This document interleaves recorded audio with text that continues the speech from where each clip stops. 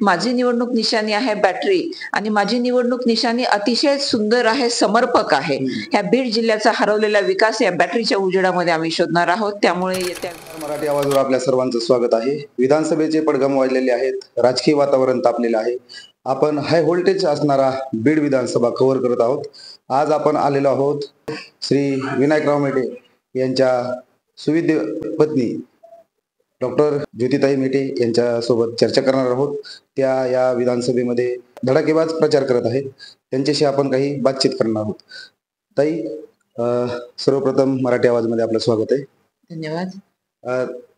ताईंकडे बघताना संपूर्ण विधानसभा मतदारसंघ हा जनता हा फार भाऊकतेने बघते, एक आश्वासक नजरेने बघते. का ताई, आज तुम्ही जनतेमध्ये जात आहात आणि जनता तुम्हाला कसा प्रतिसाद देत आहे? जनतेचा खूप उत्स्फूर्त आणि प्रचंड प्रतिसाद आहे आणि तुझ्यामध्ये आम्हाला फार मोठी आशा दिसते आहे. ताई, तुम्ही जो लोकसभेला त्याग केला होता समाजासाठी, आज कुठंतरी तो त्याग आज समाजानं पाठीशी उभा राहून आपल्याला ती ताकद दिली पाहिजे असं वाटतंय का? निश्चितच मी म्हणेन की लोकनेते विनायकराव मेटे साहेबांची उभी हयात या गोरगरिबांसाठी झटण्यामध्ये गेली. मग त्यामध्ये मराठा जात आहे, इतरही जाती आहेत, जसं धनगर आहेत, मुस्लिम आहेत, जो कोणी गोरगरीब आहे त्या सगळ्यांसाठी साहेबांचं योगदान राहिलेलं आहे. त्यांचा शेवटही त्याच कारणासाठी झालेला आहे आणि त्यांचं योगदान फक्त बीड जिल्ह्यापुरतं नाही तर अवघ्या महाराष्ट्राने ते अनुभवलेलं आहे. मग अशा ह्या लोकनेत्याला त्यांच्या मृत्यू पश्चात एक आदरांजली वाहण्याची भूमिका ही समाजाकडून आहे आणि मला असं वाटतंय की साहेबांनी सामाजिक चळवळ फार प्रखरतेने चालवली, सक्षमपणे चालवली. त्यामुळे सामाजिक चळवळ चालवणाऱ्या एका लोकनेत्याला इतर सामाजिक चळवळ चालवणाऱ्यांकडनं ही खरी आदरांजली देण्याची वेळ आहे असं मला वाटतंय. त्यासोबतच मनोज दादांच्या पाठीमागे पण दादांचा म्हणजे साहेबांचा हात होताच, म्हणजे सोबत काम केलेलं आहे आणि तुम्ही पण मनोज दादांच्या सातत्याने त्या आंदोलनात सक्रिय होतात. तर दादांचा नेमका आदेश काही आलाय का? कारण सध्या असं संभ्रम निर्माण होत आहे की मनोज दादांनी यांना असं पाठिंबा दिलाय, तर तसं काही आहे का?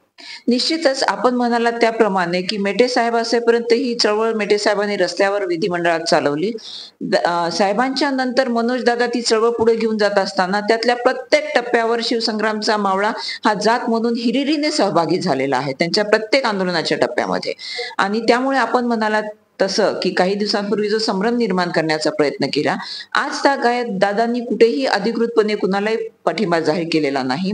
काल अनेक मंडळी त्यांना भेटली आणि त्यांच्याही पुढे दादांनी हे स्पष्ट केलेलं आहे की मी पाठिंबा कुणालाही दिलेला नाही आणि जसं आंदोलनात सहभागी होणारी प्रत्येक व्यक्ती समन्वयक आहे. हे कुणी समन्वयक माझे समन्वयक असे नाहीत, माझा पाठिंबा तुम्हालाही आहे असं तुम्ही ते समजू शकता, जाहीर करू शकता. म्हणजे थोडक्यात दादांनी पाठिंबा कुणालाही दिला नाही हे स्पष्ट केलेलं असताना मी जे आपल्याला म्हणते आहे की मेटे साहेबांनी ही सामाजिक चळवळ चालवली, दादा देखील आज सामाजिक चळवळ चालवत आहेत.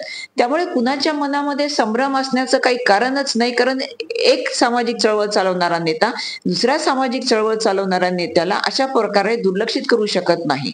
ते त्यांच्या मनामध्ये आहे. साहेबांचं स्थान मला असं वाटतं की दादांच्या हृदयात असेल, त्यामुळे दादांच्या मनामध्ये असा किंतु परंतु येण्याची शक्यताच नाही. ताई, आमच्या चॅनलच्या माध्यमातून आज तुम्ही प्रचार करत आहात, तर आपली जी निशाणी आहे आणि आपलं जो प्रचाराचं माध्यम आहे किंवा आपण कोणत्या मुद्द्यावर आपण काय आवाहन कराल की मला यासाठी निवडून द्या? सर्वप्रथम मी स्पष्ट करू इच्छिते की कोणतीही निवडणूक ही जातीभोवती फिरता कामा नये. मी स्वतः देखील जात म्हणण्यापेक्षा मी म्हणेन की मी मराठा जातीमध्ये जन्मले, मराठा जातीसाठी काम करणाऱ्या नेत्याची पत्नी आहे आणि ह्या मराठा जातीच्या हितासाठी मी शेवटपर्यंत लढणार आहे. परंतु त्याच सोबत इतर गोरगरीब म्हणजे 18 पगड जाती धर्माच्या लोकांनाही सोबत घेऊन आम्ही जाणार आहोत. मग त्यामध्ये युवक असतील, शेतकरी शेतमजूर असतील आणि महिला, ह्या त्रिसूत्रीवरती आम्ही काम करणार आहोत आणि शाश्वत विकासाची माझी कल्पना आहे. शासन आणि प्रशासन जेव्हा एकत्रित येतं तेव्हा त्या मतदारसंघाचा किंवा त्या भागातील लोकांचा विकास होण्यापासून कोणीही रोखू शकत नाही. हेच मला आगामी काळात दाखवून द्यायचं आहे की माझा प्रशासनातला अनुभव आणि मला मिळणारं विधानसभेतलं पद हे याचा जनतेने जरूर विचार करावा. जनतेला पुढची 25 वर्ष विकास काय असतं हे अख्ख्या महाराष्ट्राला आम्हाला दाखवून देता येईल. या होत्या ज्योतिताई मेटे आणि त्यांनी आताच सगळं सांगितलंय की आपली ही चळवळ आणि आमचा जो लढा आहे तो दादांच्या सोबत असून आम्ही सातत्यानं दादांच्या सोबत असतानाही 18 पगड आणि सर्व जाती धर्माची कामं तसेच युवकांची कामं हिरिरीने करणार आहोत. ताई, आपलं पक्षाचे म्हणजे चिन्ह काय आहे? माझी निवडणूक निशाणी आहे बॅटरी आणि माझी निवडणूक निशाणी अतिशय सुंदर आहे, समर्पक आहे. ह्या बीड जिल्ह्याचा हरवलेला विकास या बॅटरीच्या उजेडामध्ये आम्ही शोधणार आहोत. त्यामुळे येत्या 20 तारखेला बीड विधानसभेतील सुज्ञ मतदारांनी बॅटरी समोरील बटन दाबून मोठ्या संख्येने मला विजयी करावं असं माझं नम्र आवाहन आहे. या होत्या ज्योतिताई मेटे आणि त्यांनी आपल्याशी हितगुज साधताना आपल्या सर्व मतदारांना आश्वस्त केलंय की मी विकास आणि सर्व जाती धर्माच्या बांधवांचे कामं करील, हे त्यांनी आश्वस्त केलंय. मनीष शेळकेसह मराठी आवाज. धन्यवाद.